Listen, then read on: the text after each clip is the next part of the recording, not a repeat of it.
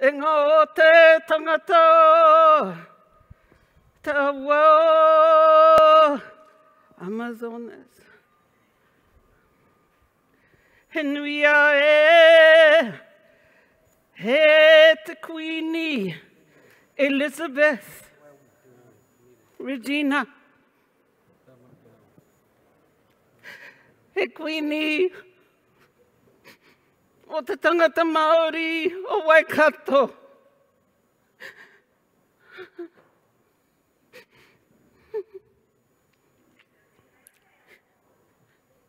E te moie o te Queenie Elizabeth. E moie Charles. Muru e ka hae.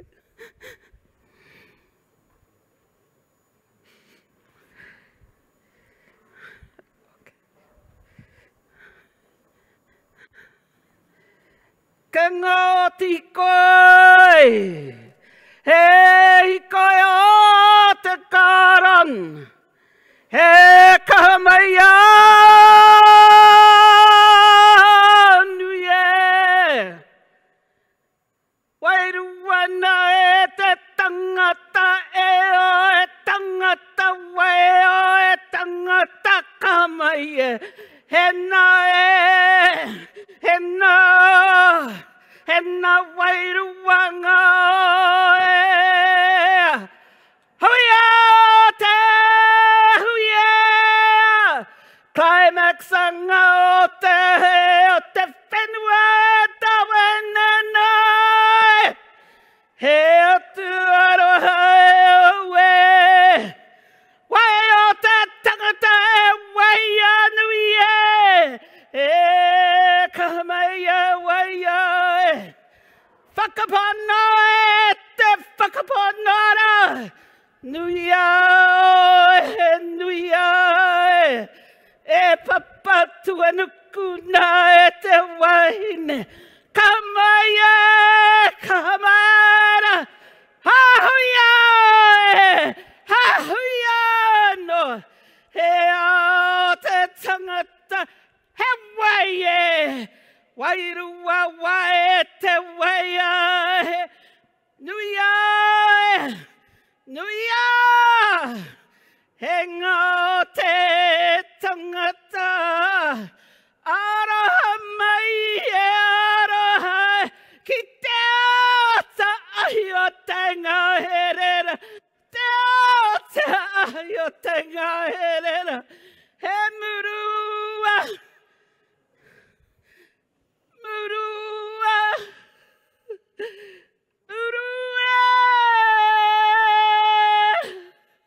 E ngā te wai. Murua te tangata e hae anuia e awe. He tangata kia kahara o to. Wairua e. Nuia e te nuia. He o te ngā here. He nuia e. Nuia.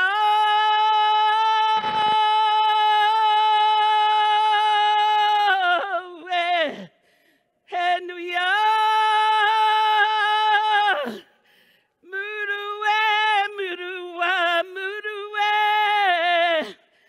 Papatua nukua na e. E te tangata tui a te mai e te aroa. He kaho te korero. He manawa te tangata. Kia ora koe. Tēnā koe. Tēnā koe. Tēnā koe.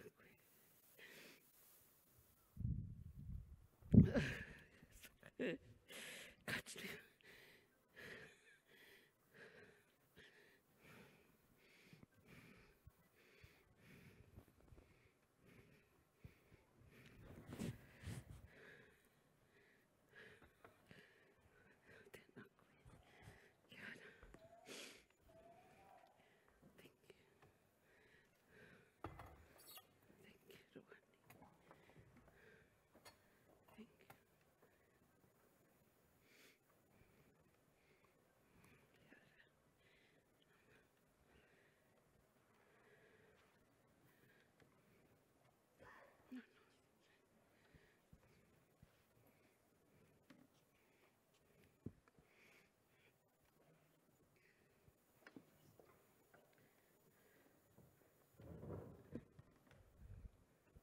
joie.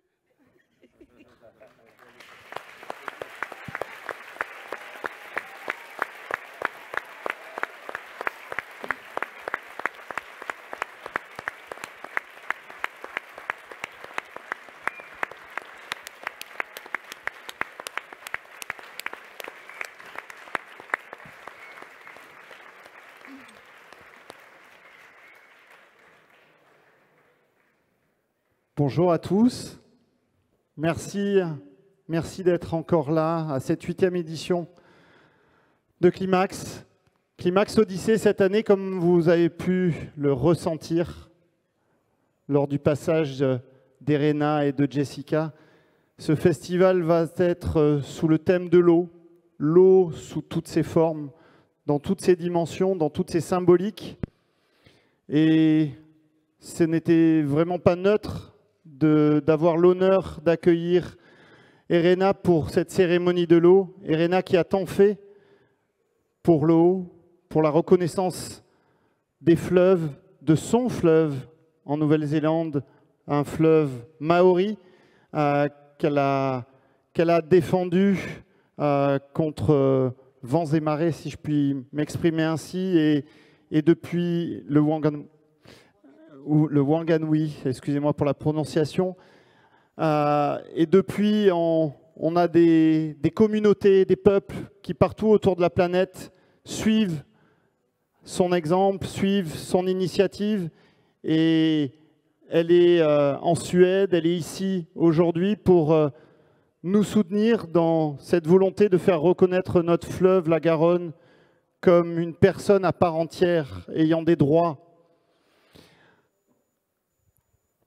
Thomas Sankara, au début des années 80, avait dit une formule qui malheureusement était annonciatrice d'un avenir qui est désormais arrivé. Il disait, soit on veut de l'eau pour tous, soit du champagne pour quelques-uns. Malheureusement, la pensée de Thomas Sankara, sa philosophie, son engagement, son combat, on voit qu'il n'était pas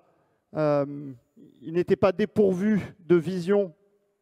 Et aujourd'hui, l'eau qui nous constitue tous de manière fondamentale dès notre naissance, même avant notre naissance, on vient tous de la même eau. L'eau salée, le liquide amniotique. Cette eau se raréfie partout sur la planète, ou parfois arrive en trombe et nous noie. Cet été, notre région en a manqué. Ce n'est pas la peine de revenir sur, et on y reviendra dans le festival, sur tout ce qui a jalonné les drames de notre région cet été. On a des communautés qui sont avec nous, qui étaient déjà là en 2019, qui reviennent aujourd'hui, qui viennent du Xingu, du village de Metuktiri, le village natal de Raoni. Raoni aurait dû être là avec nous aujourd'hui. Il est malheureusement souffrant et à l'hôpital. Et il a dû rester au pays. Ses neveux, petits-fils, son frère d'armes Yabouti, Bebtouk, Matsi sont là avec nous aujourd'hui pour porter sa voix, son combat et en même temps son esprit de paix. Ce peuple du fleuve Xingu a fait tout le voyage pour être avec nous aujourd'hui. Je vais laisser Erena tout à l'heure expliquer ce qu'elle a fait pendant cette cérémonie, notamment par rapport à Raoni, mais aussi par rapport à la reine Elisabeth qui, avec son fils Charles, membre de sa tribu. Donc pour elle, c'est particulièrement doublement émouvant aujourd'hui d'être ici. On a également Aïma qui vient du bord du fleuve Maroni, qui nous avait accueillis en 2019 également dans son village, quand on avait remonté le Maroni pour aller le retrouver. On est également avec Haïdar El Ali, infatigable planteur de la Casamance,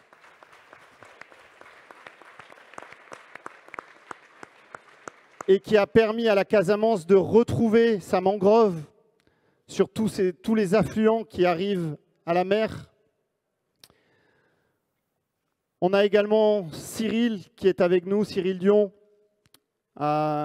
qui est là pour nous aider au-delà des vicissitudes, des drames qui arrivent ou qui se profilent, tenter de réenchanter le récit, de donner de l'espoir à nos actions de défense, de protection, de résistance. Parce qu'il ne peut pas y avoir de résistance, il ne peut pas y avoir d'espoir sans récit, sans réenchantement, sans partage. Donc, c'était pour ça que pour nous, c'était important d'avoir Cyril avec nous dans ce festival. On a également Benoît Biteau, qui est avec nous à chaque climax désormais, député européen, également paysan, qui sait ce que c'est que de manquer d'eau, qui voit depuis maintenant des décennies les campagnes françaises, aquitaines, de Nouvelle-Aquitaine, se raréfier en ressources en eau, avec tout ce que ça implique comme difficulté d'arriver à équilibrer les besoins entre agriculture, urbanisation et de ne plus ponctionner autant les ressources naturelles. Cette équation est terriblement complexe et les paysans de notre région le voient depuis longtemps, alertent depuis longtemps sur un modèle qui est en bout de course et qui vient véritablement fracasser la capacité à avoir une consommation, à avoir une gestion raisonnable, équilibrée, soutenable de l'eau dans notre pays, dans notre région, dans nos villages, dans nos villes. On a Moustapha Dieng également, qui nous vient également de loin, qui a eu un voyage compliqué pour arriver du Sénégal. Ça fait déjà 2 fois qu'il nous rejoint sur Climax pour représenter les communautés de pêcheurs de Saint-Louis du Sénégal sur la langue de Barbarie. Ces pêcheurs qui subissent le réchauffement climatique avec la montée des eaux, avec la disparition inexorable petit à petit de la langue de Barbarie, qui vient nous dire combien ses fils, ses neveux, ses cousins de la nouvelle génération qui ne trouvent plus de poissons, qui n'ont plus l'opportunité de survivre dans son pays sur la langue de Barbarie et qui sont obligés, parce que nous envoyons, nous l'Europe, des bateaux-usines avec des accords où nous nous autorisons de négocier de manière néocolonialiste avec certains pays africains, d'exporter des techniques de pêche que nous avons désormais interdites dans nos eaux territoriales et que nous exportons désormais dans leur pays. Des techniques dévastatrices, des techniques qui viennent véritablement dévaster les ressources halieutiques, vivrières de leur communauté. Ces jeunes n'ont pour espoir que l'espoir de rejoindre l'Europe sur des bateaux de fortune sans autorisation, avec l'espérance de trouver un Eldorado de survivance chez nous, et avec tous les drames que l'on connaît d'abord dans leur voyage, puis quand ils arrivent à bon port, la difficulté d'être accueillis avec humanité et solidarité. Merci Moustapha d'avoir fait ce voyage.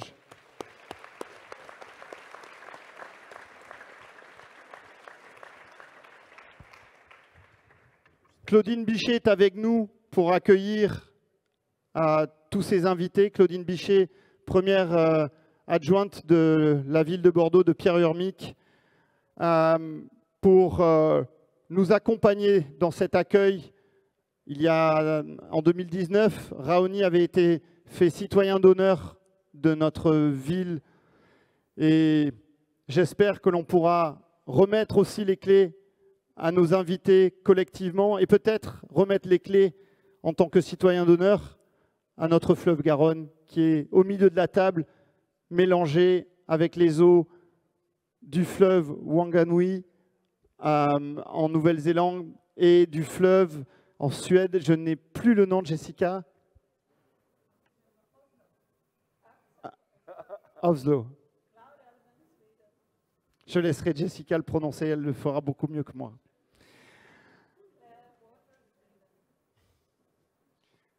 On attend également Guillaume Rioux, qui va nous rejoindre, vice-président de la région, sans qui nous ne pourrions pas aussi bien vous recevoir, car la région nous soutient depuis des années dans l'organisation de ces conférences gratuites pour vous accueillir tous et toutes. Nous voulons accueillir le plus grand nombre lors de nos expositions, de nos conférences. Si nos concerts sont encore payants, ils le sont de manière véritablement le plus bas possible. Nous voulons un festival démocratique, partagé, et c'est aussi le gage d'arriver à faire communauté de destin au plus grand nombre, parce que nous n'arriverons pas à mener la révolution écologique, la révolution pour le vivant humain et non humain, sans être le plus grand nombre. Nous ne voulons pas être dans un entre-soi ici, à Darwin. Nous voulons être dans une ouverture totale. Nous ne voulons pas stigmatiser ceux qui ne pensent pas comme nous, ceux qui ne sont pas encore rentrés dans une logique de transformation, parce que nous pensons que c'est en tendant la main que nous y arriverons et pas en mettant des murs entre nous. Donc merci à tous d'avoir fait le déplacement, d'être venus pour le lancement, pour cette cérémonie d'ouverture. Je voudrais que Erena nous dise quelques mots sur sa cérémonie. On va essayer de vous traduire ça au mieux. Et puis ensuite, je laisserai les invités qui souhaitent prendre la parole. On ne pourra pas tous prendre la parole lors de ce lancement. Nous dire quelques mots aussi pour lancer cette 8e édition de Climax Odyssée aujourd'hui. Merci.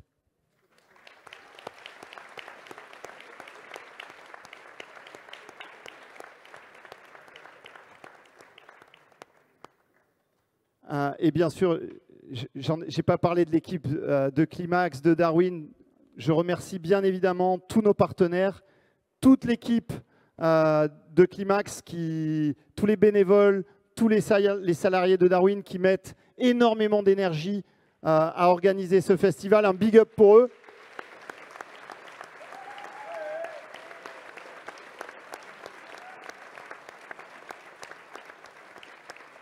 Et à Nathalie Bois, au premier rang des conférences, qui a organisé tout ce programme avec tous les invités qu'elle a réussi à rassembler pour cette édition. Merci Nathalie.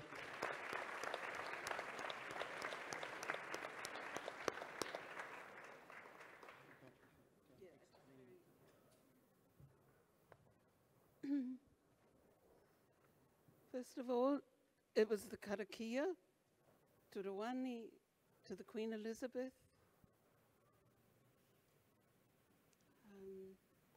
Chief Rawani, to get well and be strong. And Queen Elizabeth,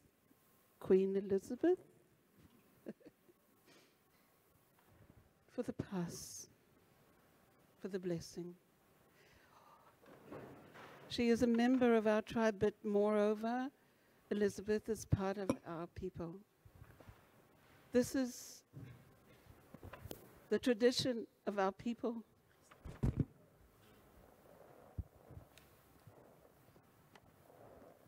Je vais donc commencer avec une prière, un chant à la mémoire de la reine Elisabeth, qui était membre honoraire de mon tribu, de mon peuple. This is a gathering of spirit. Are you spirit? C'est une réunion spirituelle aujourd'hui. So when we gather in spirit, we are gathering the energy of the earth. Quand on réunit nos esprits, on réunit l'énergie de la terre. And to bring that, you bring with you your heart, your Mother Earth. Vous amenez Your tous avec heart. vous votre cœur. So this has to be honored. And in the honoring is the song of the karanga, the calling. Je rends honneur à cette réunion avec le chant, A little bit haka, un peu comme l'aka, a little bit calling, but both a male, female and male calling. To bring the energy, to gather the energy, bring it here. And now the energy has its own spirit. Ce sont des chants cérémoniaux pour réunir nos énergies. It's in this avec son water esprit. of the Garon. Cette énergie, cet esprit est représenté par cette eau. The Queen Elizabeth, the Chief Luani, La reine Elisabeth et le chef Mahoney, they are equal. à pied d'égalité.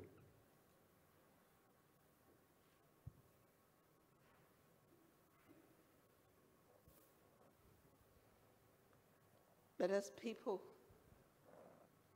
we are the gift. And this is my calling. I'm calling to your gift as I walk, honoring this fire and asking for forgiveness to Mother Earth first and to the forest. This forest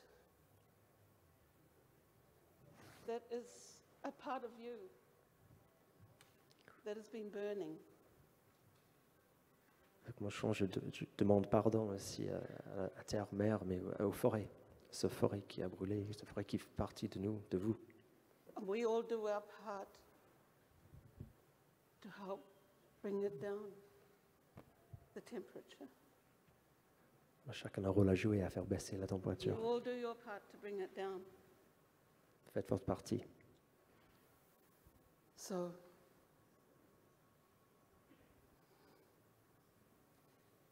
ke nui e tangata o te wairuanga te kaho te wairua Māori e. He Māori a o Aotearoa. I bring the spirit of my people to you. I am not just me. I am alone, but I am not just me. He ngā o te tupuna, I bring my ancestors. He ngā o te tangata, I bring my people. He ngā o te tangata ngau, I bring the people of the future. Je porte avec moi mon And peuple. so this is what this calling walking is talking about. My future, our future, your future. Tout mon char, je parle de nos futurs réunis, mon futur, votre futur, notre futur commun, Together with the people of the rivers, ensemble avec le peuple des fleuves, the river le fleuve lui-même, people, the forest people, la forêt et le peuple de la forêt, or the animal people, tous les animaux, in the air, in the ciel. water, de l'eau and you people. et vous. He nge atu nui, he tangata in the sea, he tangata on the land, he tangata in the air. What is the greatest gift? It is people, people, people. Quel est le plus grand don qu'on a? C'est les gens, le peuple. This was the walk. Voici la signification de mon chant. I'm honored. I'm honored. Kia ora.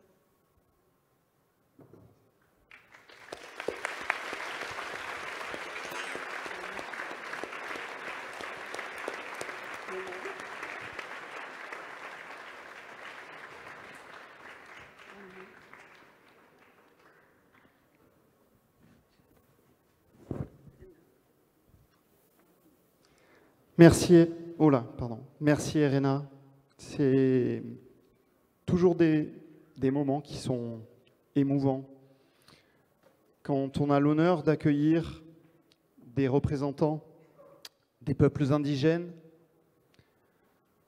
qui ont su rester enracinés, qui ont su rester connectés au vivant, à la terre-mère, dont nous avons tant de mal à nous reconnecter. Nous, ici en Occident, qui nous sommes tellement éloignés de cette nature dont nous sommes partis. Quand nous sommes allés en Guyane, quand nous sommes allés dans le Xingu, au Mato Grosso, quand nous sommes allés dans le Sahel avec Haïdar, quand nous sommes allés au bord du fleuve et de la mer avec Mustapha, nous avons eu la chance de sentir ces vibrations que nous perdons ici en ville, ici dans notre société de surconsommation. Cyril, tu travailles à tenter de reconnecter ce lien d'émotion que nous avons tant de mal à retrouver. Est-ce que tu peux nous dire un petit peu comment tu vois les choses avec cette accélération que nous vivons et comment on peut se raccrocher à quelque chose qui nous donne la force et l'espoir. Bon. Allez, bon courage. Petite question. Hein. Ouais. Bonjour tout le monde, je suis content d'être là. Je me sens un peu un écologiste de pacotille là, par rapport à tous mes voisins, mais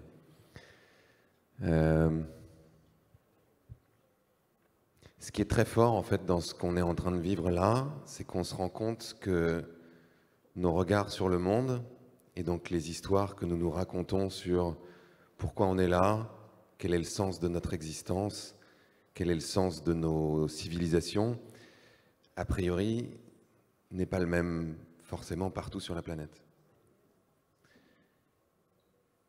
Et ce dont nous souffrons, en tout cas à mon avis aujourd'hui, c'est-à-dire ce qui fait qu'on est dans cette situation tragique, que le climat est en train de se réchauffer, que la biodiversité est en train de s'effondrer, qu'on est en train d'aller sur une trajectoire où potentiellement une partie de cette planète deviendrait inhabitable, c'est la conséquence du fait, en tout cas en partie, qu'un récit, qu'une histoire a pris le pas sur toutes les autres, a d'une certaine manière, de force, gagné la bataille des récits. Et ce récit, c'est effectivement un récit matérialiste, consumériste, qui a fini par nous faire croire qu'on était là pour être des producteurs-consommateurs qui participent à une machine économique pour faire de la croissance, pour augmenter le capital, pour créer de la richesse, pour la répartir. Et on a tellement intégré ce récit qu'on ne se rend même plus compte que c'est un récit. C'est un peu comme si vous étiez un poisson dans un bocal et vous ne voyez plus l'eau dans laquelle vous évoluez. Elle est d'une certaine manière devenue transparente. Et le fait qu'on ne prenne plus conscience que nous vivons dans un récit peut avoir tendance à nous faire croire que cette réalité est immuable. Ce n'était pas la reine Elisabeth, mais c'était Margaret Thatcher, vous vous souvenez, dans les années 80, qui disait « There is no alternative ». C'est voilà, il y a un système, il n'y en a pas d'autre, c'est comme ça, il n'y a pas d'alternative.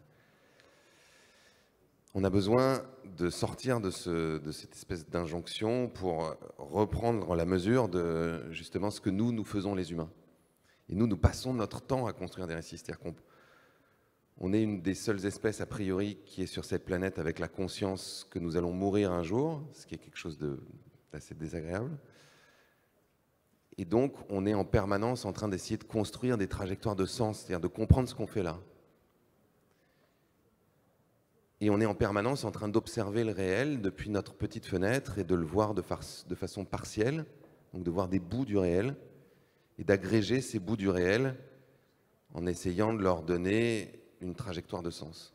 Donc d'accoler un certain nombre de faits et de cette façon-là, de nous raconter un certain nombre d'histoires. Et plus ces histoires sont communément partagées, ça c'est ce que dit Harari, l'auteur de Sapiens, plus on est nombreux à adhérer à la même histoire, plus on est nombreux ensuite à obéir aux mêmes règles, aux mêmes lois, aux mêmes normes. Mais ces histoires sont des constructions humaines, c'est-à-dire qu'elles n'ont pas vocation à être... c'est pas la photosynthèse, quoi. Une des histoires, par exemple, qui est la plus communément partagée sur cette planète, c'est l'argent, mais qui n'est qu'une histoire. C'est-à-dire que si vous allez dans le fin fond de l'Amazonie rencontrer des peuples qui n'utilisent pas l'argent et que vous arrivez avec un bout de papier et que vous essayez de l'échanger contre de la nourriture, il y a de fortes chances que ça ne marche pas. Parce que ce bout de papier a de la valeur uniquement parce que tout le monde s'accorde à lui en donner dans une forme de croyance commune et d'histoire commune. Donc notre défi aujourd'hui, c'est d'essayer de construire une autre trajectoire de sens, un autre récit qui nous emmène ailleurs que vers une planète inhabitable. Et il y a de fortes chances que ce récit s'appuie sur le fait que nous sommes des êtres vivants, c'est ce que dit Baptiste Morisot, qu'on est des vivants parmi les vivants. Et que la raison pour laquelle on est sur cette planète, c'est pas aller à l'école pour ensuite trouver un métier, pour ensuite avoir un salaire, pour ensuite pouvoir payer notre loyer, pour éventuellement un jour pouvoir être à la retraite et faire marcher la croissance économique, mais qu'on est sans doute sur cette planète pour participer à faire exister le vivant, à le défendre et à le perpétuer. Et si c'est ça l'objectif de nos sociétés, c'est-à-dire que si on se dit ok, le but de nos civilisations humaines, c'est de défendre le monde vivant, ça nous demande de le comprendre, de partager l'espace avec les autres vivants, non humains, avec le végétal, avec les océans, à essayer de comprendre comment nous, êtres humains, on joue une partition différente des autres êtres et de quelle façon on peut le faire et à quoi on sert. Parce que si on regarde les choses un peu froidement, aujourd'hui, on pourrait se dire qu'on passe quand même plutôt beaucoup de temps à détruire le monde vivant plutôt qu'à le régénérer. Donc on pourrait se dire qu'on est simplement une espèce extraordinairement nuisible pour les autres. Mais peut-être que non. On voit des exemples aujourd'hui justement par exemple, de pratiques agricoles comme la permaculture ou l'agroforesterie ou l'agriculture régénératrice où l'être humain est capable à la fois de produire pour pouvoir se nourrir, mais en même temps d'augmenter la fertilité des sols, de faire revenir des pollinisateurs, de faire revenir des oiseaux, d'augmenter la diversité dans un certain nombre d'espaces, parce qu'il a la capacité de comprendre comment les écosystèmes fonctionnent et de jouer, encore une fois, son propre rôle spécifique là-dedans. Et c'est ça, moi, qui me paraît aujourd'hui très enthousiasmant, c'est de se dire comment est-ce que nous, humains, on peut se poser ces questions-là et comment est-ce qu'on peut essayer d'organiser l'ensemble de notre activité et de nos sociétés dans cette perspective-là, d'enrichir le monde vivant plutôt que de l'appauvrir. Et a priori, le seul moyen d'y parvenir, c'est d'accepter la diversité et de vivre un monde de diversité. Partout où partout où j'ai été sur la planète, quelles que soient les initiatives, que ce soit des initiatives d'urbanisme, des initiatives agricoles ou des initiatives humaines, c'est toujours la diversité qui est la clé. C'est toujours la diversité qui fait qu'un endroit est plus résilient. Par exemple, si dans une forêt, vous avez une seule espèce d'arbre, le jour où il y a un incendie ou le jour où il y a une maladie, vous avez des chances que toute la forêt soit touchée et qu'elle disparaisse. Si vous avez une multitude d'espèces différentes, il y en a qui résistent mieux à certaines maladies, il y en a qui résistent mieux au feu. Et donc, vous avez une chance que votre écosystème survive, même si un certain nombre d'arbres sont touchés, et qu'il puisse repartir. C'est la même chose pour nos économies, c'est la même chose pour l'agriculture. Plus vous simplifiez, plus vous standardisez, et plus vous rendez les écosystèmes fragiles. Donc, comment est-ce que nous, aujourd'hui, dans la diversité que nous sommes sur cette scène, on peut participer à organiser un monde où cette diversité devient la norme, où elle est capable de s'exprimer et où elle est capable de nous rendre plus vivants. Enfin, je finirai avec ça, mais ça m'arrive souvent qu'on me dise « mais comment vous faites pour garder le moral en regardant toute la journée des études qui parlent du changement climatique, de l'effondrement de la biodiversité, etc. » Et qu'est-ce qui vous fait lever le matin? Et du coup, j'ai été obligé de me poser la question. Et il se trouve que ce qui me fait lever le matin, c'est le fait que le but de la vie, je vais dire un truc vraiment, j'ai enfoncé une porte ouverte, allègrement. Le but de la vie, c'est de vivre. C'est de vivre chaque instant. On sait tous qu'on va mourir, c'est pas parce qu'on sait qu'on va mourir que tous les matins on se lève en se disant de toute façon ça sert à rien, je vais mourir, ça m'angoisse, donc rien ne sert à rien et je ne vais rien faire de ma journée. Donc c'est pas parce qu'on sait que potentiellement la situation écologique est de plus en plus grave et qu'on a des jours difficiles devant nous qu'on ne va pas se lever chaque matin pour essayer de rendre chaque minute utile, profonde, importante. Et donc, d'une certaine manière, la question qu'on a besoin de se poser, à mon avis, chaque jour, c'est qu'est-ce qui va me rendre le plus vivant et comment est-ce que moi, je vais participer à enrichir, défendre et perpétuer le vivant sur cette planète. Voilà. Merci beaucoup.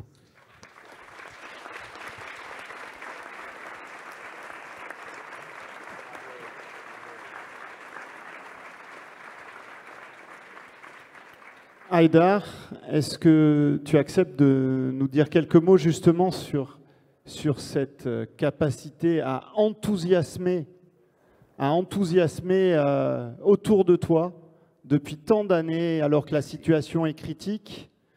Est-ce que ton micro marche? Allô, allô? Ouais, ton micro Oui, mais marche. Avant de parler, s'il vous plaît, je voudrais demander à Cyril de répéter sa dernière phrase.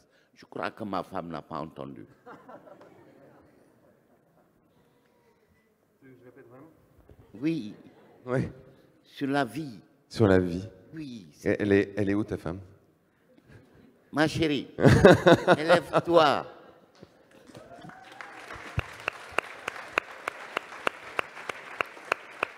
Merci.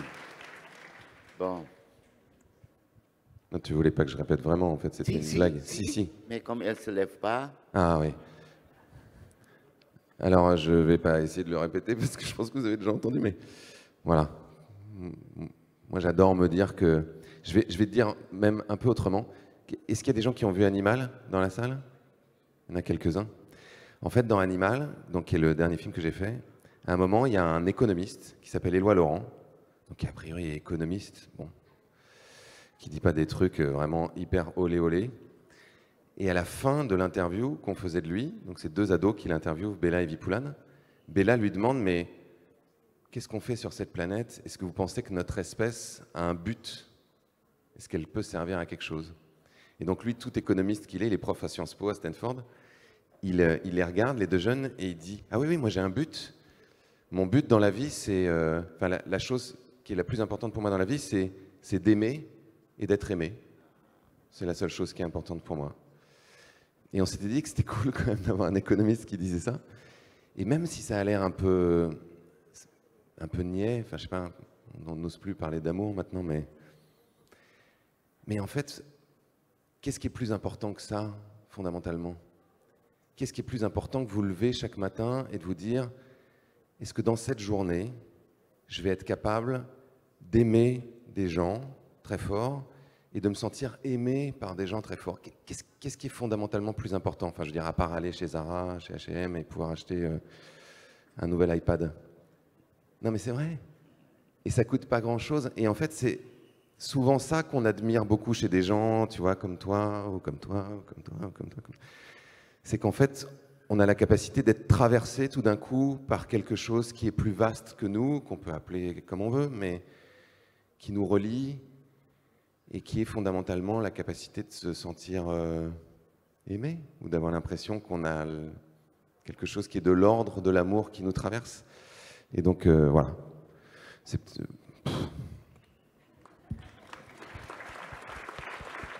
Bravo. Merci.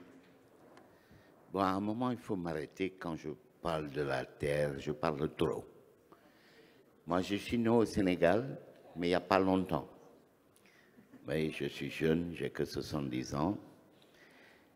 Et Dakar, où j'ai grandi avec ma famille, est une presqu'île où de n'importe quel point de la côte, on a l'océan.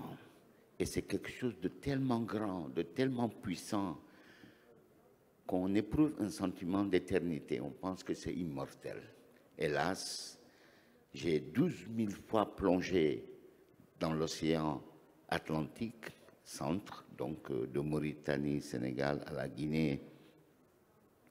Et j'ai vu que la mer était agressée par la pêche industrielle, par la pêche à l'explosif. Oui, on jette des bombes pour tuer des poissons. Ça existait dans les années 80. Et j'ai compris que la mer était un organisme vivant qui peut être blessé et qui peut en mourir, très exactement comme la forêt tropicale du Sahara, avant qu'elle ne devienne le désert qui porte son nom. Mais, à un moment, je me suis dit, je suis sous l'eau, je parle aux poissons, mais les hommes qui détruisent la mer, ils sont à terre, il faut aller leur parler. Et j'ai commencé à prendre mon bâton de pèlerin, à parler. Et en 2006, ce chemin de pèlerin m'a amené dans un village qui s'appelle Tobor, en Casamance, où les champs de riz étaient dévastés par le sel. Pourquoi? Parce que ils ont coupé la mangrove d'abord pour construire les maisons. Ensuite, ils se sont installés. Il fallait encore couper la mangrove pour faire la cuisine. Ils n'ont pas arrêté de couper et personne. Je coupe, tu coupes, ils coupent, nous coupons, tout le monde coupe et personne ne plante. Alors ils ont demandé mon aide et ils m'ont dit voilà, nos champs de riz sont gagnés par le sel. J'ai dit mais il faut restaurer la mangrove. Et en 2006, j'ai convaincu le village de Tobor, 200 jeunes. On a planté 65 000 pieds de mangrove. En 2007, 15 villages nous ont rejoints. On a planté 700 000 pieds de mangrove. Bon, je dis mangrove, c'est un écosystème où il y a du rhizophora, de l'Avicennia, et beaucoup d'espèces. Hein? Donc, ce n'est pas une monoculture. En 2008, Jacques Rochet est venu me voir en me disant qu'il avait promis à son papa, lors de son décès, qu'il allait planter 5 millions d'arbres pour lui, mais qu'il n'a jamais réussi. On lui a parlé de moi. Il était avec une armée de scientifiques qui voulaient poser des questions. J'ai dit non, on va sur le terrain, je plante. Au retour, si vous avez des questions, mais 2 ou 3, vous les poserez. Vous êtes là pour 10 jours, on y va. On est parti sur le terrain et on a fait 153 villages en 2008 et on a planté 6 millions et quelques d'arbres pour la mémoire de Yves Rocher. En 2009, les voyous qui détruisent la planète, là, surproduire et surconsommer, sont venus me parler de la finance carbone. J'ai dit, ah, il est hors de question que je plante pour le carbone. C'est vous qui surproduisez, c'est vous qui surconsommez. Et vous voulez que moi, l'Africain, là, que je dise à mes populations de planter pour réduire le réchauffement, pour que vous ayez l'argent du carbone? Je refuse. Je ne plante que pour mes champs de riz, pour restaurer les champs de riz. En 2009, donc, les voyageurs du monde, Danone et tous ces grands industriels sont arrivés. En 2009, on a intervenu dans 323 villages. Et quand ils m'ont dit combien d'arbres vous voulez planter, j'ai dit 30 millions. Ils m'ont dit, mais comment vous voulez passer de 5 millions à 30 millions? J'ai dit, ah, moi j'ai dit 30 millions parce que j'avais peur de dire 100 millions. Alors, est-ce que ça vous intéresse? Parce que si on le laisse continuer, il ne va rien vous raconter cet après-midi à sa conférence. Parce qu'il est tellement bavard, il est tellement, il raconte tellement bien, ma chérie, qu'on est obligé de garder le meilleur pour cet après-midi. D'accord. Tu comprends? Donc, encore un peu. Ouais, dites-lui ça, dites-lui. Et on est arrivé en 2010 dans 428 villages à planter 52 millions de pagules de mangrove Au total, on a fait 200 millions qui couvrent 20 000 hectares qui poussent, qui sont des forêts. Il y a 2 semaines, pour abréger, parce que sinon il va me frapper, j'ai reçu une belle délégation de la NASA. Oui, qui me disent, voilà, on est la plus grande entreprise du monde. Qu'est-ce qu'on peut faire pour vous? J'ai dit, c'est vous qui faites partie des fusées pour chercher des planètes, parce que vous avez bien compris que vous n'allez pas arrêter de tuer cette planète où je vis, moi, que j'aime, qui est belle et que je veux protéger. Mais, s'il vous plaît, les Chinois aussi, ils font comme vous, ils font partie des fusées. Ils m'ont dit, oui, j'ai dit les Russes, les Européens. Maintenant même, l'Iran fait partie des fusées. Tout ça, tout le monde fait ça. Est-ce que vous connaissez quelqu'un, dans tous les pays que j'ai cités, chez vous, le pays le plus riche, en Chine et en Inde, le pays le plus peuplé du monde, est-ce que vous connaissez quelqu'un qui s'est battu pour planter 200 millions d'arbres? Ils m'ont dit non, j'ai dit, il est là. Alors, prenez vos fusées et allez-vous-en. Moi, je veux juste planter des arbres. Hélas, avec tant d'énergie, j'ai malheureusement fait un AVC. Enfin, ça m'a rapproché de mon épouse quand même. Hein. Elle s'est bien occupée de moi. Et le médecin à Paris, neurologue, il m'a interdit de plonger. Je lui ai dit, mais enfin, docteur, vous voulez demander à un poisson de ne pas aller dans l'eau? C'est pas possible. Et il était dans son peignoir, ses pantoufles. Je lui ai dit, vous me proposez de vivre comme vous une vie ennuyante, mais qui sera longue, ou de vivre pleinement ma vie et d'en mourir? Je préfère vivre ma vie pleinement. Bon, ma femme n'est pas d'accord avec moi, mais elle sait bien que je fais des efforts pour concilier les deux. Essayer de vivre un peu longtemps, ma chérie. Je t'aime, devant tout le monde. My wife. Merci Haïdar. Alors, je vais continuer avec l'énergie du désespoir, mais ceux qui surproduisent, qui surconsomment, comme le dit Cyril, et qui nous vendent leur croissance, il faut la croissance, la croissance, la croissance. Vraiment, sans limite. On pense qu'il n'y a pas de limite. Mais on va continuer à se battre parce qu'on est de plus en plus nombreux à croire qu'une autre solution est possible que celle de la surconsommation, de la surproduction. D'ailleurs, nous, avec mon épouse, on vit en Casamance, on produit notre électricité avec le soleil, on produit notre eau avec un forage, on fait du maraîchage en permaculture, on a notre forêt de fruits qu'on a plantée dans une zone hyper salée, mais avec la permaculture, c'est possible. Vraiment, c'est possible. C'est possible. Et j'ai invité ma femme, je l'ai supplié de venir parce que quand elle voit dans les films le peuple indien, elle pleure, tellement elle les aime. Alors je lui ai dit, accompagne-moi. Merci Haïdar. Merci. Ma femme. Alors, on a la chance d'avoir à côté de Haïdar un inlassable conteur, Aïma.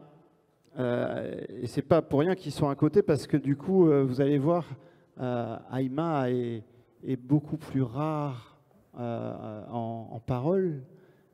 C'est la sagesse de la forêt qu'il habite par rapport à Haïdar, qui n'est pas suffisamment dans la forêt amazonienne, peut-être pour... c'est la folie de la forêt, voilà, Haïdar. Aïma, c'est peut-être une anecdote dont tu ne vas pas te souvenir, mais qui va peut-être faire sourire nos invités aujourd'hui. Quand tu m'as reçu dans ton village, au bord du Maroni, à Taluène, tu avais un maillot sur toi. C'était le maillot de Mbappé. Je m'en souviens. Et je ne sais pas si tu as suivi les dernières paroles d'Mbappé. Enfin, d'ailleurs, ce n'est pas ses paroles, c'est son dernier fou rire. Et je me dis que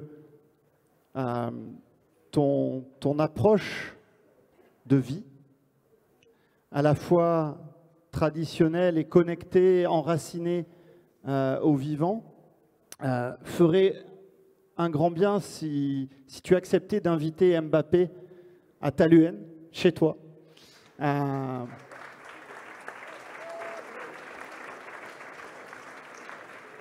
Et je sais que tu es un fan de football. Donc voilà, j'aimerais que tu nous dises deux mots d'abord si tu acceptes de l'inviter officiellement aujourd'hui pour venir rencontrer les habitants de ton village. Et plus sérieusement, pourquoi tu as fait le voyage pour nous rejoindre et le message que tu as à nous transmettre depuis la forêt amazonienne en Guyane.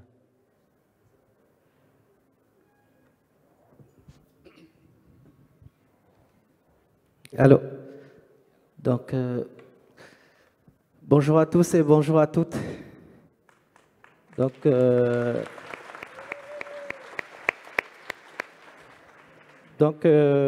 me présente, je suis donc Opoya Aimawale, donc originaire autochtone Wayana, qui vit au sud de la Guyane française.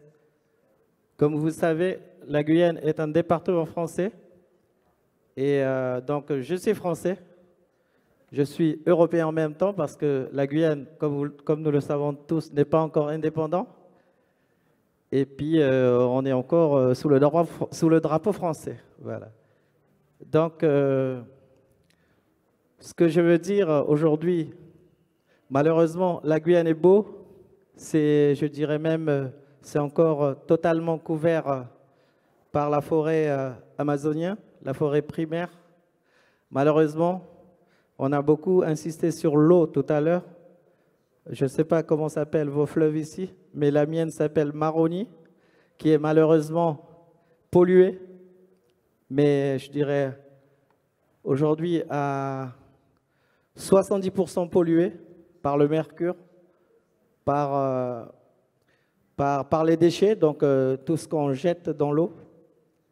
Et puis, comme on dit souvent, si la rivière avait peut-être une parole, il nous donnerait peut-être un gifle. Mais malheureusement, comme on est aux frontières entre le Suriname, qui est la colonie, l'ex-colonie hollandaise, et la Guyane française. Donc, la coopération entre la France et le Suriname est un enjeu diplomatique qui n'arrive pas forcément justement à aboutir à des sujets beaucoup plus concrets sur les deux territoires. Et puis, là, en ce moment, on voit des choses se dégrader de jour en jour. On a beaucoup parlé de la forêt également. Tous les jours, l'arbre tombe, les arbres tombent, liés à l'exploitation aurifère clandestine. Et puis, donc comme je vous disais, la Guyane est beau, mais en même temps, c'est, en tout cas pour moi, en tant qu'Amérindien, en tant que gardien de la forêt, parce que nous, la communauté Wayana, je pense également pour les autres communautés de l'intérieur de l'Amazonie, on a la même vision sur la forêt, sur les milieux aquatiques, sur le monde spirituel, sur le monde des cieux, parce qu'il faut savoir que nous aussi, on a des dieux, on a même plusieurs dieux. Et puis, pour revenir sur la forêt, chez nous, on dit chaque forêt a un âme. Donc, avant de le couper, on le respecte, on le prie, et puis pour éviter que la forêt se revenge sur nous. Donc, c'est comme ça qu'on voit la forêt chez nous. Donc, je m'arrêterai là. Pour Mbappé, j'aimerais bien... Enfin, je suis très, très amateur de foot. Voilà. Donc, comme je disais, même si on est très, très loin, on est très isolé, mais il y a des... Comment on appelle ça? Des réseaux, comme en Guyane, on appelle Canal Satellite, Canal Plus, qui nous fait ramener donc, la télévision à la maison. Et moi, je suis un fan. J'ai deux choses qui me frappent au cœur.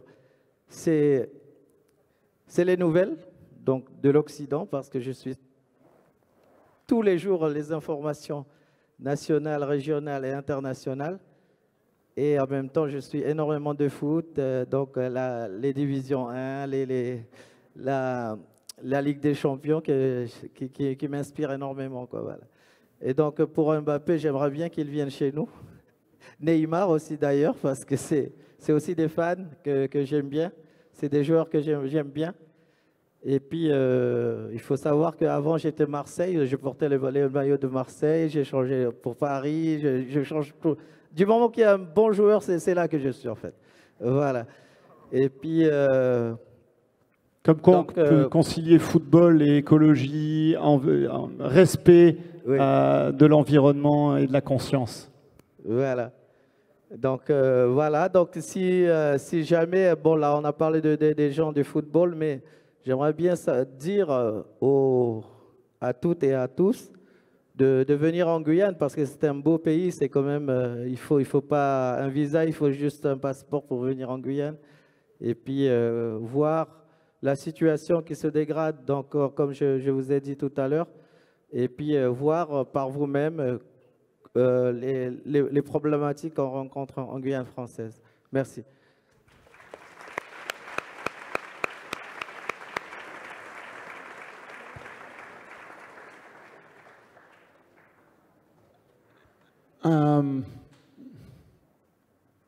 Babtouk, Matsi, Yabouti, est-ce que l'un d'entre vous veut bien nous porter le message du cacique?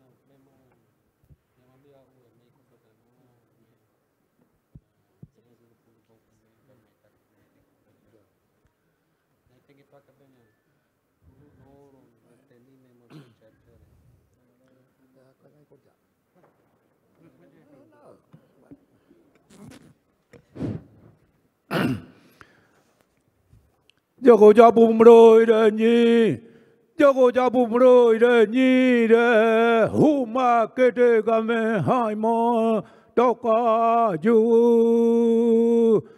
Jago jabu ro nhi kokore nhi, jago jabu ro nhi kokore nhi de huma kete game hai mo toka ju. Ku ku. No, me anyur kam ikaben ma. Ge ariunya ikaben ma.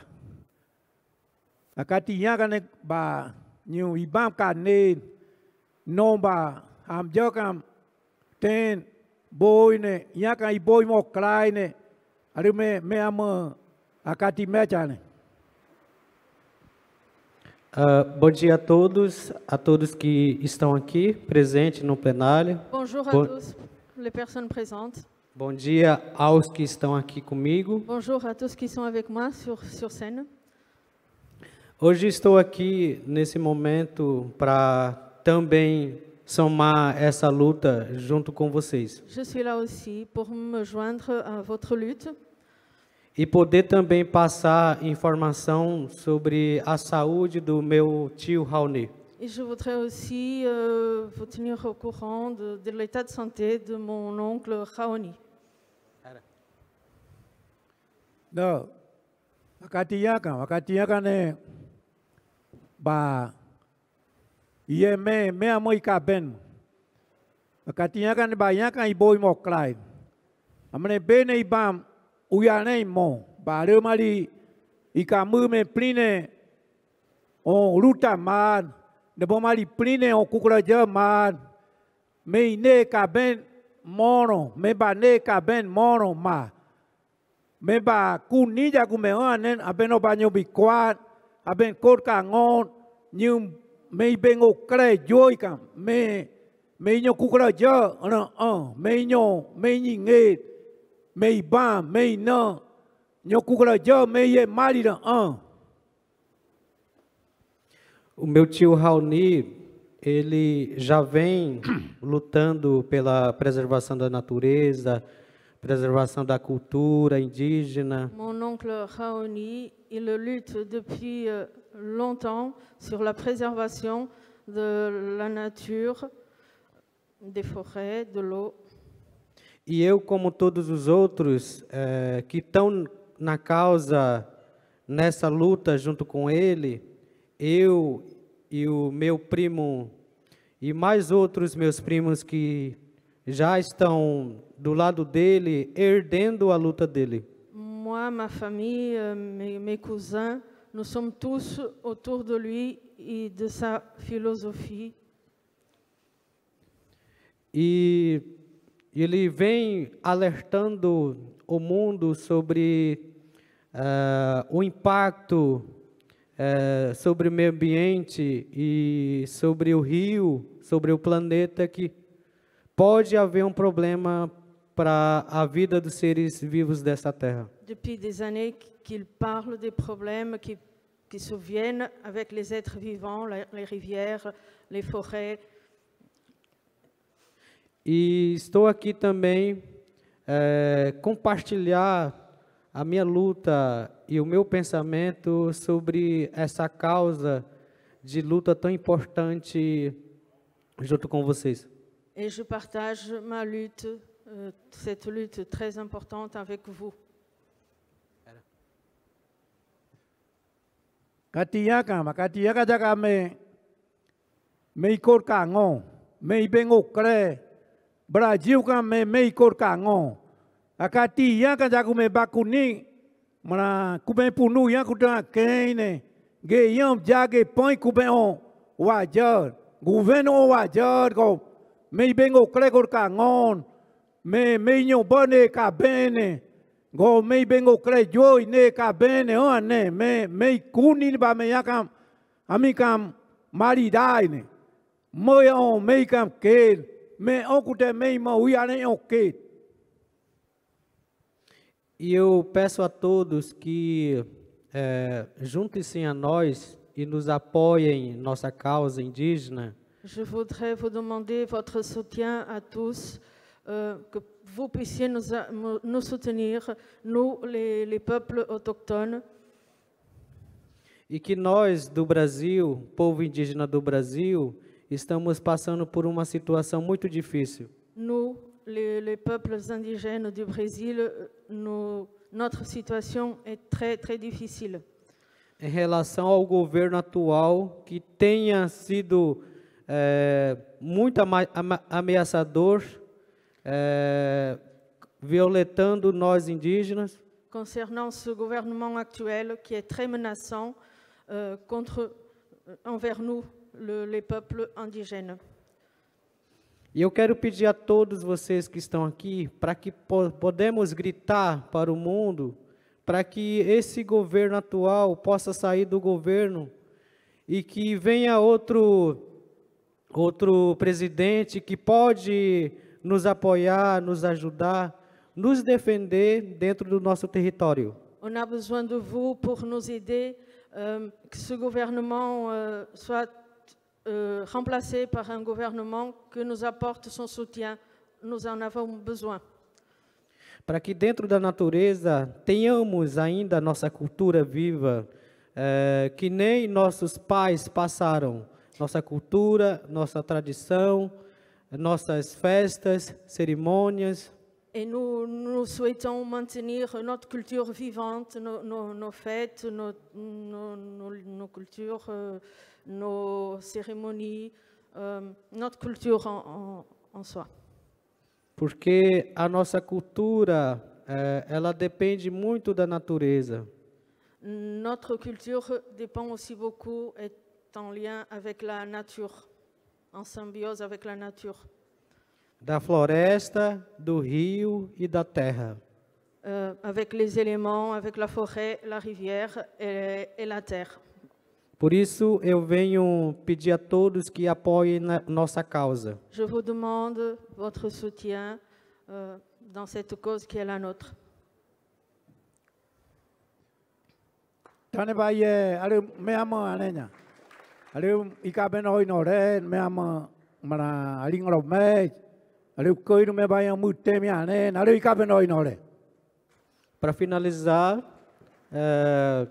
eu prestigio esse evento muito importante. Estou feliz de estar aqui.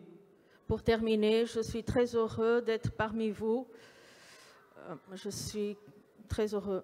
Merci. E também desejar a todos uma boa tarde e um abraço a todos que estão aqui. Et bon festival à tous.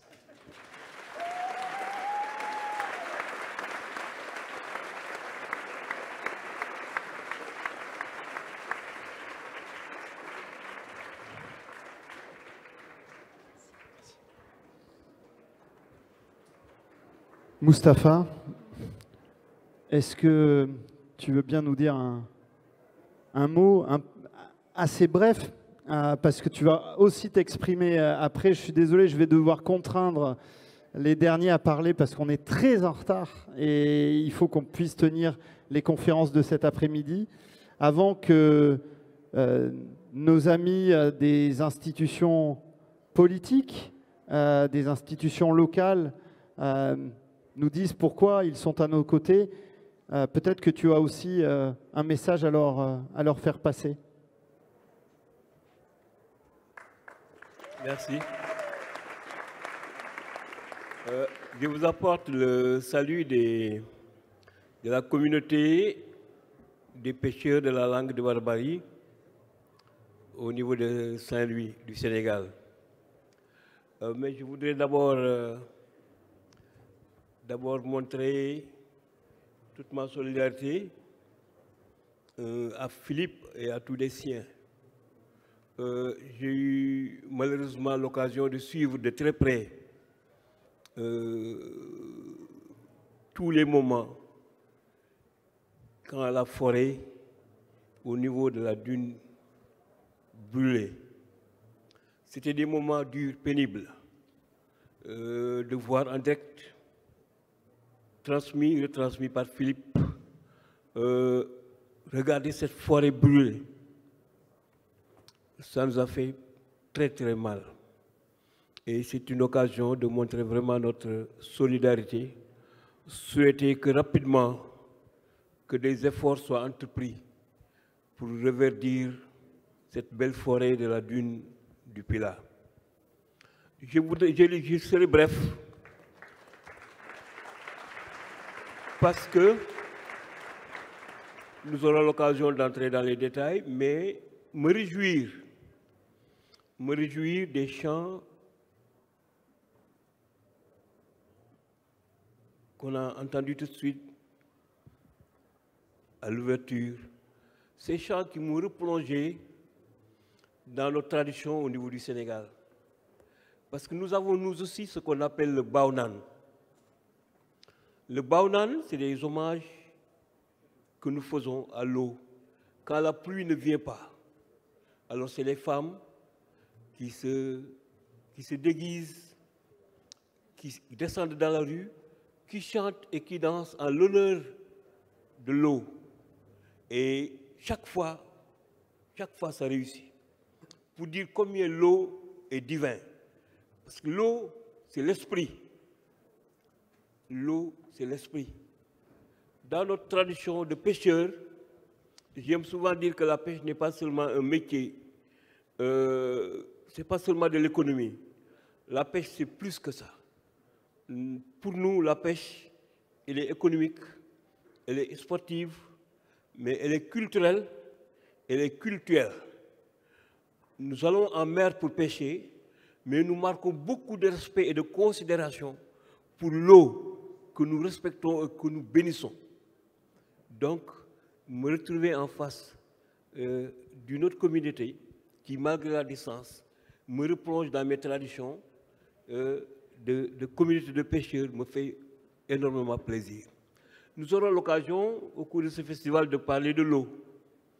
Parce qu'être né entre le fleuve et la mer, subir aujourd'hui les affres du changement climatique, voir une partie de notre territoire disparaître, aller dans la mer, voir tous les jours aussi en tant que pêcheurs, nos enfants périr dans la brèche de la langue de Barbarie, ouverte par la main de l'homme en 2003 et qui a tué plus de 500 pêcheurs, nos fils, nos petits-fils, qui chaque matin se lèvent pour aller pêcher parce que nous sommes des pêcheurs, nous sommes nés pour pêcher. Nous sommes nés pour pêcher. Saint-Louis, c'est l'ancienne capitale de l'AF. Moi aussi, je suis né citoyen français. Parce que Saint-Louis, c'était la capitale de l'AF. Nous avions la nationalité française. Mais malgré cela, la communauté des pêcheurs n'a jamais accepté de mettre ses enfants à l'école française. Elle a refusé, elle s'est ancrée dans ses réalités, sachant que ses enfants sont nés pour devenir des pêcheurs. Et si on met les enfants à l'école française, on va les perdre pour la pêche. C'est pourquoi aujourd'hui, il nous est dramatique de voir la concurrence des bateaux étrangers qui, par le fait d'accords, de partenariat, viennent concurrencer la pêche artisanale chez nous, viennent piller nos ressources, viennent contraindre nos enfants à l'exil et à un autre type d'esclavage. Cela nous fait beaucoup mal. Et dans cette langue de Barbarie, le drame de l'eau, c'est que nous sommes coincés entre le fleuve et la mer. Mais entre le mois de juin et le mois de septembre, nous subissons les inondations. La pluie, rien n'est fait pour protéger les populations contre l'inondation. Mais après la saison des pluies, entre le mois d'octobre jusqu'au mois de juin, c'est des pénuries d'eau. Les populations sont ravitaillées par des citernes pour avoir de quoi boire. C'est tout un drame. Et aujourd'hui, on nous dit que la solution, c'est le dessalement de la mer pour apporter à boire. Alors que tous les jours, chaque année, c'est près de 10 milliards de mètres cubes d'eau. 10 milliards de mètres cubes d'eau qui quittent les Falémé depuis la Guinée-Conakry, qui traversent le Mali, qui passent par la Mauritanie et le Sénégal, pour venir au bord de la langue de Barbarie se jeter dans l'océan. 10 milliards de mètres cubes d'eau douce, soit l'équivalent de la consommation d'eau douce de la France, que nous voyons être perdue et pour les hommes et pour les plantes. Je ne serai pas long, j'y reviendrai. Nous aurons l'occasion certainement d'entrer en détail dans tout cela. Merci, c'est un honneur d'être là.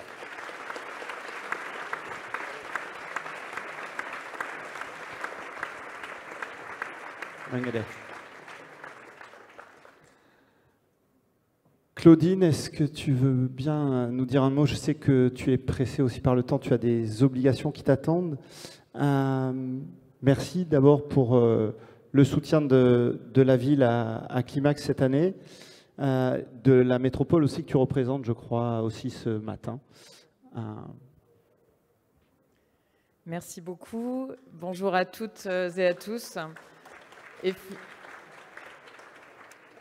Effectivement, aujourd'hui, je suis là, je représente donc le maire de Bordeaux, Pierre Urmic, qui est absent car retenu par de lointaines obligations au Québec, plusieurs obligations et notamment défendre notre patrimoine UNESCO et comment en fait une ville avec un patrimoine aussi remarquable que celui de Bordeaux peut aussi, avec ses contraintes, s'adapter au changement climatique. Donc c'est la raison de ce voyage et d'autres, puisque nous fêtons les 60 ans du jumelage entre la ville de Bordeaux et Québec. Je représente aussi le président de la métropole, Alain Anziani, qui ne peut pas être là, puisque je suis également vice-présidente à la métropole en charge du climat et de la transition énergétique. Donc je voudrais remercier déjà toute l'équipe de Darwin, Philippe Barre, bien sûr, Nathalie Bois pour cet événement, sa 8e édition. Un événement remarquable puisque chaque année, nous avons la chance de pouvoir débattre sur des sujets importants qui sont de plus en plus d'actualité. Et effectivement, cet événement de rentrée est maintenant un incontournable et que nous sommes ravis, donc ville de Bordeaux, d'avoir sur le territoire de la ville, car c'est vraiment un moment important et qui permet effectivement de prendre conscience de tous ces sujets. Cette année, donc 8e édition, c'est l'eau. Alors je ne pense pas que quand tu avais imaginé ce thème, Nathalie, nous ne savions pas tout ce qui allait se passer cet été. Et effectivement, cette ressource qui s'amenuise silencieusement, et dans nos pays, dans notre région, on peut bien dire que c'était silencieusement parce que jusqu'à présent, bon, on savait un peu, mais on n'en avait pas trop conscience, contrairement aux autres régions et aux autres témoignages qu'on a pu déjà avoir. Cet été, marqué par de tristes événements climatiques, canicules, sécheresses, incendies, nous ont fait, je pense, véritablement prendre conscience que oui, l'eau, ça va être un sujet, c'est déjà un sujet depuis longtemps, sauf que maintenant, on en prend conscience avec tous ces événements. Donc je vais revenir à notre réalité locale. Le territoire de Bordeaux, de la métropole, est un territoire vulnérable sur le sujet de l'eau. Les inondations, la variabilité des précipitations, la pollution de l'eau aussi est un sujet. La croissance de la population de la métropole, qui du coup fait peser une pression importante sur la ressource, le réchauffement climatique. Tous ces sujets sont vraiment d'actualité et nous invitent véritablement à penser différemment la gestion de cette ressource et sa préservation. Aujourd'hui, sur 100 litres consommés, il y en a seulement 1 litre qui est bu en fait. Alors je ne dis pas qu'il n'y a pas d'autres usages qui sont importants. Par contre, ce qu'on sait, c'est qu'il y a aussi beaucoup de gaspillage. Et c'est la raison pour laquelle, depuis notre élection et à la métropole, puisque c'est sous compétence de la métropole, la gestion de l'eau, nous avons décidé la mise en régie de la gestion de l'eau. Mettre en régie, ça veut dire de mettre en gestion publique la gestion de l'eau. Et l'objectif de ça, c'est faire en sorte que l'argent de la ressource en eau aille vers la préservation de la ressource en eau. C'est vraiment faire en sorte que cette ressource soit vraiment gérée avec des intérêts généraux et de préservation importants. Donc c'est pour ça que nous nous sommes fixés des objectifs ambitieux de baisser de moins 25% notre consommation, qui pèse très fortement sur nos nappes éocènes. Donc on a malgré les précipitations importantes que nous pouvons avoir dans la région, nous avons des nappes qui sont aujourd'hui déficitaires de plus en plus. Donc il y a vraiment une urgence à baisser nos consommations. Nous accentuons aussi le renouvellement des réseaux parce qu'il y a beaucoup de fuites en fait sur les réseaux et ça c'est un énorme gaspillage. Donc il est vraiment urgent aussi d'agir sur ce terrain-là. Nous allons mettre en place une tarification progressive de l'eau pour faire en sorte que les usages essentiels soient permis avec des tarifs moins élevés et par contre pénalisés par des tarifs plus élevés des usages qui sont clairement non essentiels comme remplir une piscine ou ainsi de suite. Nous allons aussi mettre en place une tarification solidaire de l'eau parce que nous avons bien conscience qu'en fonction des enjeux sociaux, le prix de l'eau n'est pas du tout, doit pas du tout être envisagé de la même manière. Donc c'est tous ces combats, ces actions à l'échelle locale que nous mettons en œuvre depuis maintenant 2 ans. Ce sujet de la préservation de la ressource est absolument essentiel puisque, vous le savez, derrière tout ça, c'est le vivant. Le vivant ne peut pas vivre sans l'eau. Donc je suis vraiment ravie de pouvoir être là aujourd'hui avec vous tous et d'accueillir donc ici, à Darwin, à Bordeaux, tous ces débats, tous ces grands témoins qui quotidiennement se battent pour préserver cette ressource. Donc j'espère que le week-end sera riche et je vous invite à en profiter pleinement. En tout cas, je vous remercie.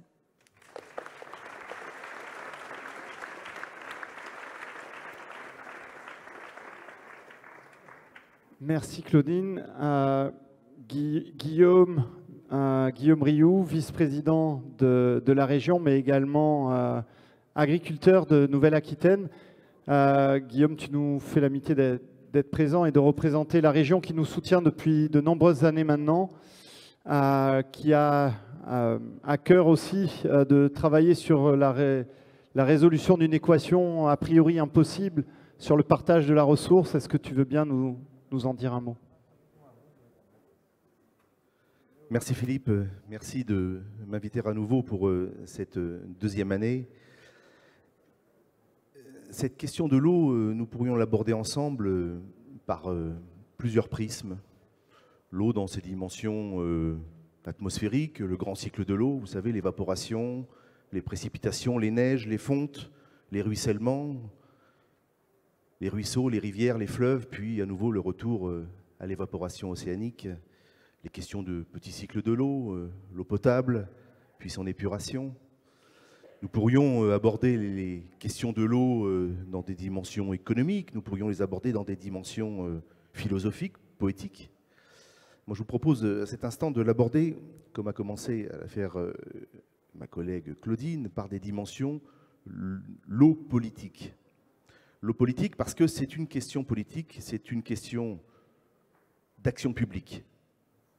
Parce que c'est un bien commun, vous le savez. Et j'ai envie de vous parler des solutions, parce qu'on peut dresser un paysage assez tragique de la situation, effectivement, sur le bassin, le grand bassin hydrogéographique à Dour-Garonne, 90 milliards de précipitations, 90 milliards de mètres cubes, et déjà 250 millions de déficits de manière très structurelle. Et les scientifiques nous disent rapidement, d'ici 2030, 2040, nous allons potentiellement arriver à un déficit d'1,2 milliard. Il faut qu'on trouve des solutions. Et les solutions, elles existent, du moins il y en a les prémices. Essayons de les aborder ensemble, peut-être par une visite un peu géographique de notre région. Nous sommes ici à Bordeaux, Bordeaux Métropole, Claudine, 250 000 habitants, je crois. La ville de plus de 800 000 habitants sur les 24 communes de la métropole, des usages de l'eau évidemment importants, mais des usages d'eau souvent d'eau cristalline. Ça pose question. Cette eau cristalline, on doit la réserver aux usages les plus nobles, à commencer par celui de l'eau potable. On a d'autres pays en Europe qui recyclent de manière beaucoup plus efficiente les eaux en deuxième usage, troisième usage, les eaux grises. Alors, 90% en Italie, par exemple. Donc, il faut que nous travaillions ces questions-là. Nous le faisons avec les entreprises, avec les collectivités de la région. On a un programme qui s'appelle le programme Reuse, avec déjà 17 projets d'animation et de participation financière de la région pour améliorer la situation des usages de l'eau dans la ville ou en périphérie.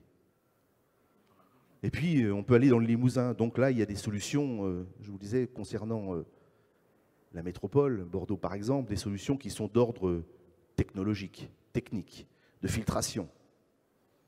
Mais nous savons tous dans cette salle que le temps de Descartes est passé, que l'homme rendu maître et possesseur de la nature, c'est l'histoire de la civilisation qui nous précède, que cette parenthèse qui commence en 1820, d'ère industrielle, qui a maintenant 200 ans, cette parenthèse aussi est en train de se refermer. Et qu'il va falloir que nous coopérions de différentes manières. La coopération, évidemment, avec les systèmes naturels, l'ensemble de ce qu'on appelle les solutions fondées sur la nature. Et si nous allons dans le Limousin, où il faut regarder les photographies du début du XXe siècle, où c'est un paysage avec très peu de forêts, beaucoup d'élevage, beaucoup de prairies naturelles qui ont un avantage énorme, c'est qu'elles permettent la séquestration de l'eau, les zones humides, les têtes de bassin, de séquestrer cette eau, puis de la restituer tout au long du printemps, puis de l'été. Malheureusement, la situation, pour des questions de développement socio-économique, de développement industriel, fait que beaucoup de Douglas, de pins Douglas, se sont plantés sur le plateau des 1000 vaches. Et que ce qu'on appelle le soutien d'étiage, c'est-à-dire la possibilité d'offrir de l'eau aux écosystèmes tout au long de l'année, il est mis en danger. Alors, nous essayons d'imaginer des systèmes de renaturation, de protection des zones humides, en créant des méandres, en recréant les méandres qui existaient autrefois, en soutenant à travers les politiques publiques agricoles le maintien des prairies permanentes, le maintien de l'élevage, les systèmes de polyculture élevage, absolument essentiels au moment où notre démographie agricole va s'effondrer. Nous allons perdre, vous le savez, d'ici quelques années, la moitié de la population. Et là, il y a des vrais sujets aussi de transmission, installation des fermes pour maintenir l'élevage. Donc les systèmes de coopération avec la nature, les systèmes de solutions fondés sur la nature. On a des possibilités d'intervention. Deuxième sujet. Et puis troisième question, et j'imagine que mon ami Benoît Biteau va y revenir, mais malheureusement je le précède dans la prise de parole, mon cher Benoît. Allons du côté de l'ex-territoire Poitou-Charentes, sur le territoire qui est le mien, dans les Deux-Sèvres, dans le sud des Deux-Sèvres, sur le Marais Poitevin, et abordons la question de l'usage dans sa version de l'eau, non plus eau potable, eau milieu aquatique, mais dans son usage eau quantitative. La question, vous le savez, des réserves de substitution, d'autres les appellent les bassines, c'est-à-dire c'est la question du partage de la ressource, la question non plus des coopérations de l'homme avec la nature, encore qu'elle est présente sur ce territoire, mais la question de la coopération des hommes entre eux, la question du partage des ressources, la question de la conciliation de notre syndrome presque neurologique d'un consumérisme avéré qui n'arrive pas à s'arrêter, que nous avons beaucoup de mal à arrêter. Alors peut-être moins évidemment dans le public que vous êtes, mais la réalité de notre quotidien, de cette civilisation occidentale, c'est que le pied sur le frein, ce n'est pas encore aujourd'hui. Alors il va falloir trouver les méthodes de partage, les méthodes de dialogue, et tout ça doit se faire par le droit, dans l'état de droit, par le droit, mais pas le droit de soi et le devoir des autres, mais par le devoir de chacun en préservant le droit de tout le monde. Et moi, je suis très heureux d'être là aujourd'hui parce que je pense que ce genre de conférence, ce genre d'échange, alors je ne sais pas s'il y aura le temps des questions, mais c'est déjà le creuset de ce que peut être... Pas tout de suite. C'est déjà le creuset de ce que peut être cet échange d'une organisation collective, d'une politique au sens noble du terme, la politique des communs, la politique de l'eau. Et il y a tant de choses à faire là-dessus. Et on va tous y travailler ensemble. De toute façon, on n'a pas vraiment le choix. Merci. Merci Guillaume. Benoît, on remercie Claudine qui doit y aller. Benoît, tu as la lourde tâche de conclure et en plus rapidement, mais je sais que tu as des choses très simples à dire, mais efficaces. Ouais, je me lève, moi, j'aime bien parler debout. Merci d'abord, merci de m'avoir invité ici sur ce sujet essentiel qu'est l'eau, qui est un sujet, Guillaume l'a dit, qui me tient à cœur. Je regardais il n'y a pas si longtemps, il y a 22 ans que je m'intéresse à ce sujet et que je dénonce des choses qui malheureusement, j'aurais préféré me tromper, s'avèrent se vérifier avec l'histoire. Je ne suis pas mandaté pour représenter Roberta Metsola, la présidente du Parlement, juste vous confirmer qu'elle recevra la délégation brésilienne la semaine prochaine à Strasbourg lors de la séance plénière, que Raoni pourra intervenir en visio. Donc ça, je peux vous le dire, je le sais depuis hier, c'est déjà beaucoup. Donc je ne représente pas Roberta Metsola. Ce qui me donne une certaine liberté de ton et de parole. Et je vais commencer par un remerciement à Irina, c'est comme ça qu'on dit, je crois. Irina, ouais. Bon, je ne sais plus. En tout cas, moi, c'est évident, je ne comprends pas la langue maori. En revanche, ça m'a pénétré, ça m'a beaucoup ému. Et j'ai vu des yeux embués dans le public, même si on ne comprend pas, pourtant on a compris la profondeur du message. et la gravité de la situation. Donc merci, merci de l'avoir fait, parce que j'avais besoin de ça. Ça m'a permis de dérouler un bout de ma vie pendant cette séquence-là, et notamment celle qui consiste à dire que je ne suis pas devenu agronome, et ça me renvoie vers le planteur d'arbres qui n'est plus là, mais qui ne doit pas être très loin. Je ne suis pas devenu agronome le jour où j'ai reçu mon diplôme, pas très loin d'ici, dans une école d'ingénieur. Je suis devenu agronome en rencontrant des autodidactes, des hommes qui plantaient des arbres. Et c'est ça qui m'a permis de développer ce que j'ai développé sur ma propre ferme. C'est ça qui m'a permis de comprendre où étaient les réalités et de comprendre l'urgence et les solutions qui sont possibles. Et c'est la raison pour laquelle, à la lumière de ce que j'ai pu vivre avec ces gens-là, dans mon expérience de paysan, je m'autorise à agir dans le champ politique. Et dans le champ politique, je voudrais vous alerter sur deux notions, et ça va être très court. La notion de partage.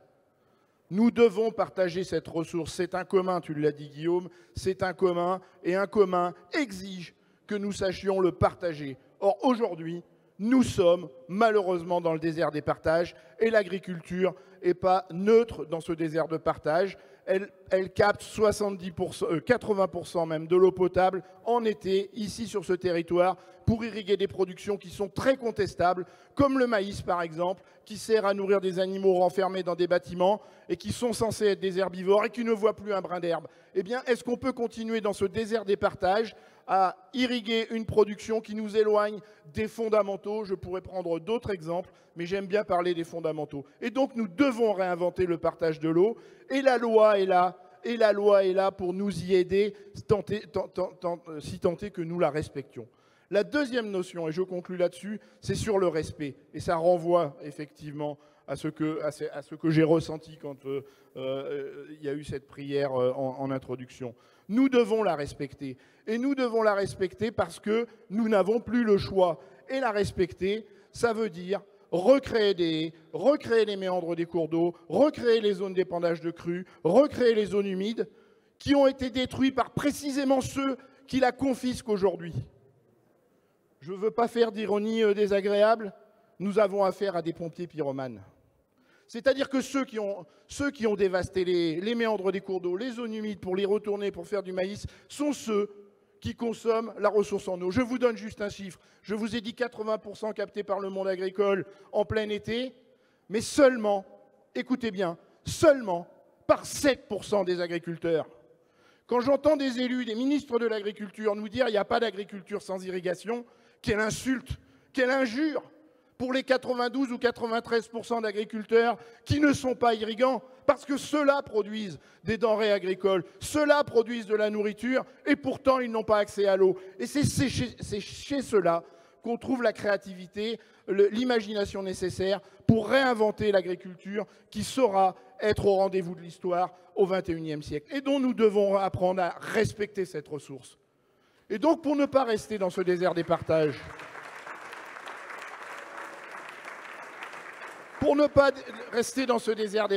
ne pas laisser la main à ces pompiers pyromanes qui, en plus, mobilisent de l'argent public. Je ne vais pas faire un débat sur la PAC, on n'a pas le temps. Mais 80% de la PAC est captée par 20% des agriculteurs. Ce qui veut dire en creux que les 80% d'agriculteurs qui restent doivent se contenter que de 20% du gâteau. Eh bien, je vous le donne en mille. Ceux qui ont confisqué la ressource en eau sont parmi les 20% de ceux qui touchent le plus de PAC. Donc nous devons, nous, dans le champ politique, faire en sorte que nous rétablissions le partage et que nous rétablissions le respect de la ressource. Et donc c'est parce que j'ai côtoyé tout ça que je m'autorise à agir dans le champ politique. Et ce que je suis venu vous dire aujourd'hui, c'est qu'aujourd'hui, député européen maintenant depuis 2019, eh bien s'il faut aller jusqu'à un contentieux européen contre la France, parce que ce pays ne respecte pas suffisamment cette ressource, parce que ce pays n'a pas installé les conditions du partage de cette ressource, eh bien je serai de ceux qui soutiendront le contentieux européen contre la France sur ce sujet, parce que comme l'a dit Cyril, l'eau, c'est une ressource vitale et nous en avons besoin pour vivre.